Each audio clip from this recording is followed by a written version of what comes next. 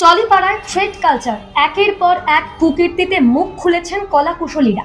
ভরে ভরে অভিযোগ রাজ্যের প্রাক্তন ক্রীড়ামন্ত্রী অরূপ বিশ্বাসের ভাই স্বরূপ বিশ্বাসের বিরুদ্ধে। বৃহস্পতিবার কীর্তিমান স্বরূপকে গ্রেপ্তার করে পুলিশ। হুমকি, শ্লীলতাহানির মতো গুরুতর অভিযোগে তাকে গ্রেপ্তার করা হয়। বৃহস্পতিবার স্বরূপকে গ্রেপ্তার করা হলে রাতে নিউ আলিপুর থানার বাইরে ভিড় জমান বিজেপি কর্মীরা। ওঠে চোর চোর স্লোগান। এছাড়াও খবর পেয়েই ডিম নিয়ে থানার বাইরে ভিড় জমান এলাকার স্থানীয় বাসিন্দারা। ভাঙচুর করা হয় স্বরূপের গাড়িও। এর আগে সোনারপুরে গিয়ে জনরোষের মুখে পড়েছিলেন অভিষেক বন্দ্যোপাধ্যায়। তাকে ছোড়া হয়েছিল ডিম, পাথর। কোনো মতে সেই পরিস্থিতি থেকে বের করে আনা হয় অভিষেক বন্দ্যোপাধ্যায়কে। এদিন স্বরূপ বিশ্বাসকেও নিজের বাড়ি থেকে বের করে নিয়ে যেতেই নামানো হয় সেন্ট্রাল ফোর্স। স্বরূপ বিশ্বাসের গ্রেপ্তারি প্রসঙ্গে কড়া বিজেপির রাজ্য সভাপতি শ্রমিক ভট্টাচার্য। তিনি বলেন, শিল্পী সত্তাকে আত্মসাৎ করার বিরুদ্ধে বিজেপি। দেখুন, এটা সম্পূর্ণ পুলিশের কাজ।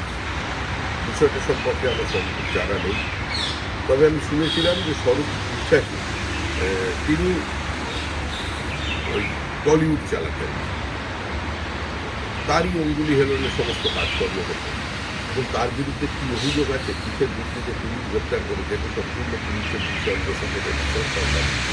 আমি দলের কথা বলতে পারি।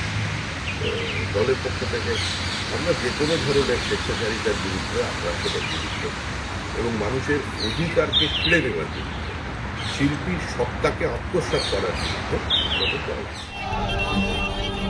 সুর আরো চড়িয়ে লকেট বলেন, বড় ভাইয়ের গ্রেপ্তারের অপেক্ষায় আছি। শুধু স্বরূপ বিশ্বাস একা নয়, স্বরূপ বিশ্বাসের সঙ্গে আরও অনেক লোক আছে যারা তাকে পাত্তা দিতেন, তার সঙ্গে হ্যাঁ মেলাতেন, নাতে না মেলাতেন। এর জন্য প্রচুর টেকনিশিয়ান, প্রচুর আর্টিস্টের পেটের ভাত চলে গেছে এবং আমার মনে হয় তাদেরও শাস্তি হওয়া উচিত। এবং তার বড় ভাই তো ওয়েট করে আছে, বড় রাঘব বোয়াল যারা আছেন, একজন বড় ভাই রয়েছেন, আমরা অপেক্ষায় আছি কখন সেই রাঘব বোয়াল অ্যারেস্ট হয়। শুধুমাত্র তোলাবাজি হুমকিতেই সীমাবদ্ধ নয়, স্বরূপের বিরুদ্ধে রয়েছে শ্লীলতাহানির অভিযোগও। সব অভিযোগ সত্যি সাফ জানিয়ে দিলেন রাজ্য বিজেপির সাধারণ সম্পাদক। সবার বিরুদ্ধে তদন্ত হবে বলেই জানালেন লকেট চট্টোপাধ্যায়। একাধিক মহিলা আর্টিস্ট তারা অভিযোগ করছে কম্প্রোমাইজের, শুধু টাকা নয়, তোলাবাজি থেকে আরম্ভ করে হুমকি, একাধিক অভিযোগ। সবাই নিজের সম্মান নিয়ে আজকে এই আর্টিস্ট পাড়ায়, স্টুডিও পাড়ায় সবাই কাজ করতে আসে, তাদের সংসার চালায় এবং তারা যারা অভিনয়টাকে ভালোবাসে, শিল্পী সত্তা আছে, তারা এখানে কাজ করতে আসে। কিন্তু তারা কখনো কথা দেয়নি যে শিল্পী সত্তাকে বাঁচিয়ে রাখতে গেলে তাদেরকে কম্প্রোমাইজ করতে হবে। আজকের যুগে দাঁড়িয়ে এই জিনিসটা কখনোই অ্যাকসেপ্ট করা সম্ভব নয়। যে সকল মহিলারা যারা বলেছেন তারা সত্য বলেছেন। এরকম অনেক ঘটনা হয়েছে, ধামাচাপা দিয়ে রাখা হয়েছে।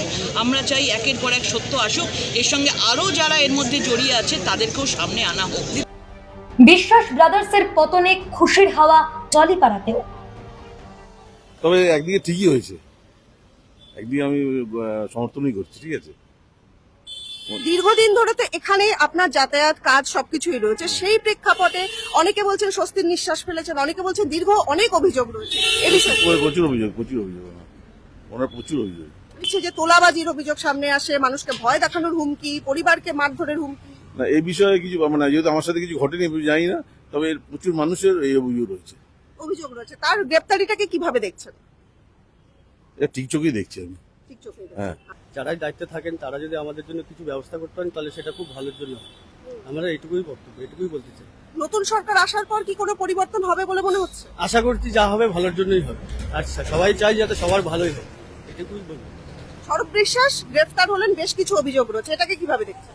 সেটা তিনি যদি কোনো দোষ করে থাকেন বা অবশ্যই তার জন্য সেটা যেটা হয়েছে সেটা ভালোই হয়েছে। যদি ভুল করে থাকেন তাহলে সেটা ভুলই হয়েছে। শুক্রবার তাকে আলিপুর আদালতে তোলা হয়। ধৃত স্বরূপ বিশ্বাসের বিরুদ্ধে তোলাবাজি ও অস্ত্র দেখিয়ে ভয় দেখানোর অভিযোগ তুললেন সরকারি আইনজীবী। অস্ত্র আইনে মামলাও রুজু হয়েছে স্বরূপ বিশ্বাসের বিরুদ্ধে, কিন্তু এখনো কোনো অস্ত্র উদ্ধার হয়নি।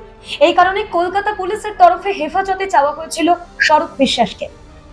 আদালত স্বরূপ বিশ্বাসকে 18 জুন পর্যন্ত পুলিশ হেফাজতের নির্দেশ দিয়েছে। শুক্রবারই অরূপের বিরুদ্ধে ক্ষোভ জানিয়ে সুরুচির সঙ্গে আছড়ে পড়ল জনরোষ। ক্লাবের দরজা খুলতেই উদ্ধার বহু নথি, ক্লাবের ভিতর মিলেছে খাট, ক্লাবের ভিতর থেকে মারধর হুমকির অভিযোগ তুলছেন তারা। ভাইয়ের পর এবার দাদাকেও গ্রেপ্তার করতে হবে বলেই দাবি জানাচ্ছেন এলাকার বিক্ষুব্ধ বাসিন্দারা।